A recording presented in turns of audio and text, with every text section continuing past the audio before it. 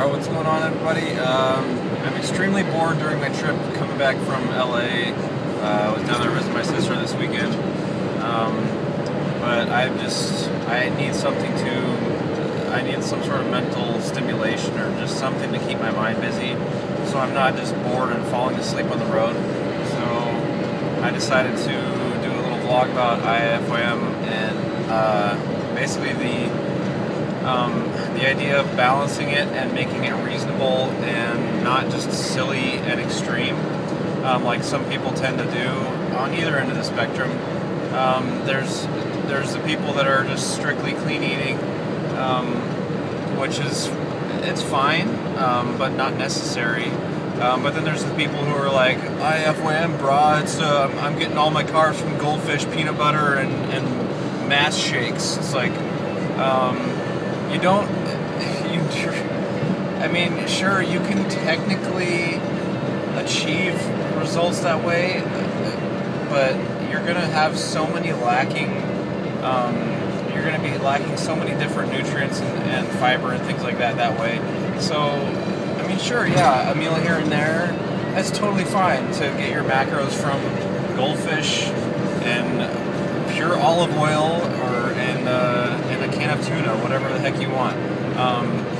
But to do that for a while and for extended periods and just have your food be that restricted is going to cause so many different problems and issues. I mean, even on the other end too, with the clean eating, it's the same type of deal.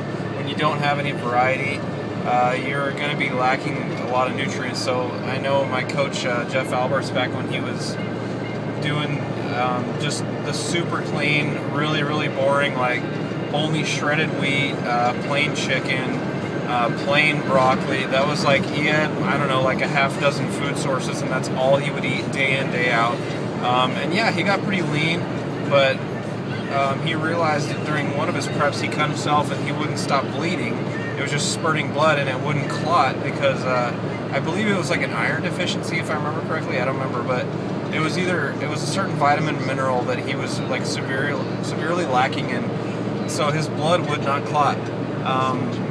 And that's just one example. And literally any nutrient that you have too much or too little of will cause some sort of problem. There's side effects to every one of them. But so that's the heart of why you should have variety in your meals, and why you should, even if you're doing the macro thing, you should not be only having just crap food that doesn't have a whole lot of nutrition, and you should not be only having like specific, only like quote clean food sources.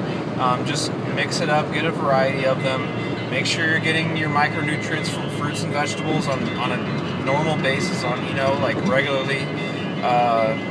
And that way, that'll help you take care of your fiber, which for adult males, I believe the fiber count should be somewhere around like the 25 to 35 range a day, so somewhere there. I get more than that just because I typically eat a lot of vegetables and fruit, and especially after this last prep, I dieted for so long, 45 weeks of just eating so much just vegetable type meals and fruit meals, and well, mainly vegetables towards the end, but I was eating so much fiber that I just kind of got used to it. And now it's a good thing though, because just the health benefits of all that type of food. But I mean, you just have to be within reason when you're counting macros and you're tracking everything like this. You don't need to go to either extreme of only having the super clean or healthy foods, or having these super junky, non-nutritious foods. So think about that when you choose your meals. I mean, if you've had a couple crappy meals in a row, maybe think about adding in some vegetables or something more nutritious in your next meal. I mean, just vary your food intake, and that will help prevent you from having deficiencies in different vitamins and things like that, and it'll kind of just keep you well-rounded, and it'll maybe enable your body to get what it needs for all of the ridiculous amounts of different processes that are going on at all times in your body. So if you just add variety, make things different, and mean, you don't necessarily need to have your quotas of each vitamin and mineral each day, but if you kind of average it out, like you have more of one this day, less of it the next day, it'll even out. Your body's not just gonna toss it out if it doesn't need it. But yeah, that's kind of just my thoughts on it.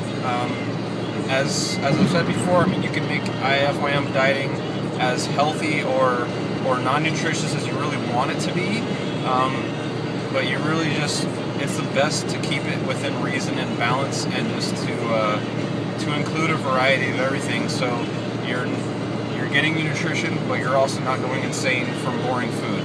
So just that's pretty much my main message about it. It's just funny.